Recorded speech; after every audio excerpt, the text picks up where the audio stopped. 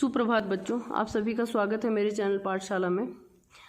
बच्चों, last video में जो पाठ हमने पढ़ा था वो था कक्षा 5वीं का हिंदी का पाठ नंबर 14 और पाठ का नाम था गुरुत्व शक्ति। यह पाठ एक कविता थी जिसको लिखा था हेमंत स्नेही ने।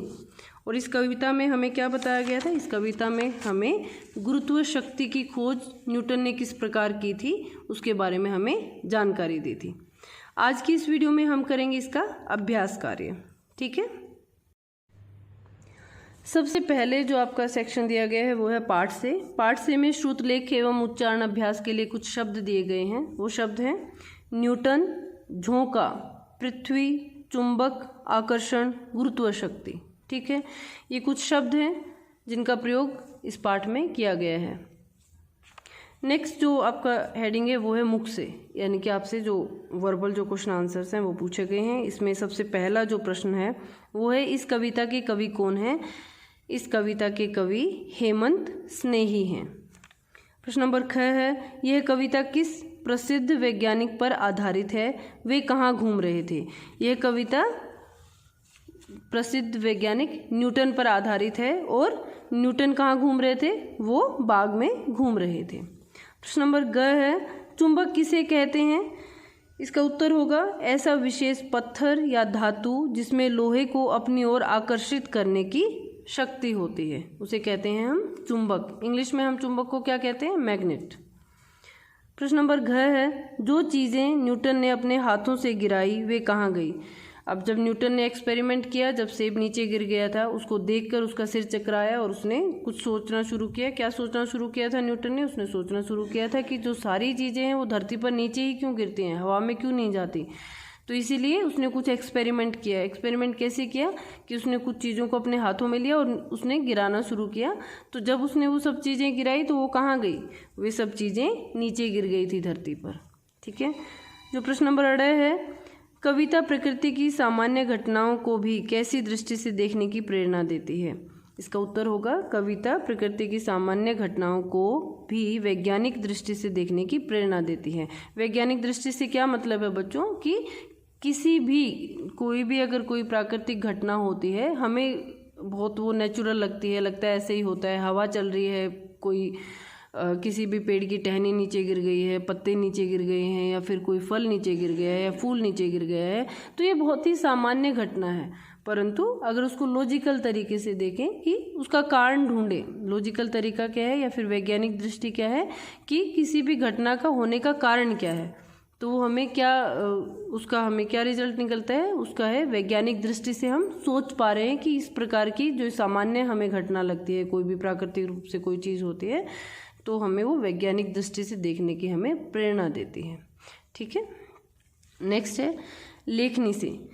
लेखनी से में आपके रिक्त स्थानों को आपको भरना है। मैंने इसमें पहले से ही कर दिया है। ठीक है, मैं आपको एक बार सबको बता देती हूँ।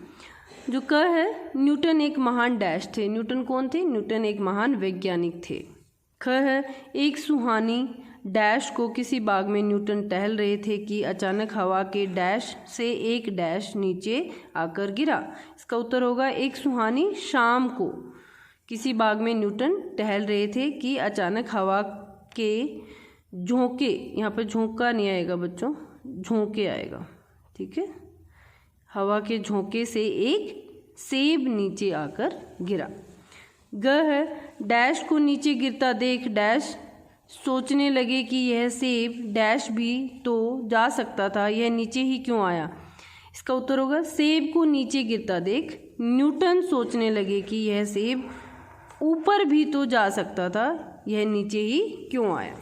ठीक है, घ है यह देख कर उन्होंने अपने हाथों से बहुत सारी डैश नीचे गिराई किंतु उनमें से डैश भी ऊपर नहीं गई। इसका उत्तर होगा यह देखकर उन्होंने अपने हाथों से बहुत सारी चीज़ें नीचे गिराईं किंतु उनमें से कोई भी ऊपर नहीं गई। ड़ है डैश ने इस दिशा में डैश करनी आरंभ की और एक दिन डैश का सिद्धांत खोज निकाला। इसका उत्तर होगा न्यूटन ने इस दिशा में खोज करनी आरंभ की और एक दिन गुरुत्व का सिद्धांत खोज निकाला। ठीक है, प्रश्न नंबर 2 है आपकी लेखनी से, वो है सही कथन पर सही का और गलत कथन पर गलत का निशान लगाइए। पहला जो कथन दिया गया है वो है यह कथात्मक कविता घर्षण बल पर आधारित है। क्या यह घर्षण बल पर आधारित है? फ्रिक्शन जो फोर्स होता है उस पर आधारित है? नहीं।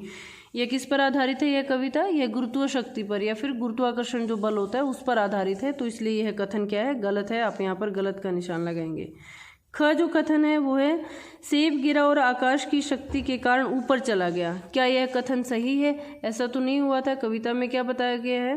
वो बताया गया है कि सेब पेड़ से नीचे गिरा था, आसमान में तो नहीं गया था ऊपर। तो इसलिए यह कथन गलत है। जो ग जो कथन है वो है पृथ्वी के बल को गुरुत्व बल कहा जाता है। यह कथन सही है। घ जो कथन दिया गया है वो है न्यूटन ने सेब के नीचे गिरने की घटना के बाद जो खोज की उसे पृथ्वी के गुरुत्वाकर्षण बल का रहस्य खोल दिया। कैसा हुआ था? क्या गुरुत्वाकर्षण बल की ही खोज हुई थी? न्यूटन ने एक सेब के माध्यम से उसी को खोजा था। तो यह कथन सही है। यही आपको इस कविता के माध्यम से बताया गया है। अड़ा जो कथन दिया गया है वो है इस कविता में यह सीख दी गई है कि प्रकृति में छिपे रहस्यों को खोलने के लिए वैज्ञानिक दृष्टि रखना आवश्यक है। यह कथन भी सही है क्योंकि यह कविता हमें प्रेरणा देती है कि जो भी प्राकृतिक रूप से जो भी घटनाएं जो हमें सामान्य लगती हैं उनके पीछे कोई न कोई कारण होता है और उन्हें हमें जानने के लिए खोजने के लिए वैज्ञानिक दृष्टि रखना आवश्यक है। ठीक है, तो इसलिए जो अड़ा जो आपका कथन दिया गया है वो सही है, इसलिए आप सही का निशान इसके सामने लगाएंगे। ठीक है, आज के लिए इस वीडियो में हम इतना ही करेंगे बच्चों। नेक्स्ट वीडियो में हम करेंगे इस कविता के प्रश्नोत्तर। ठीक है, थैंक यू।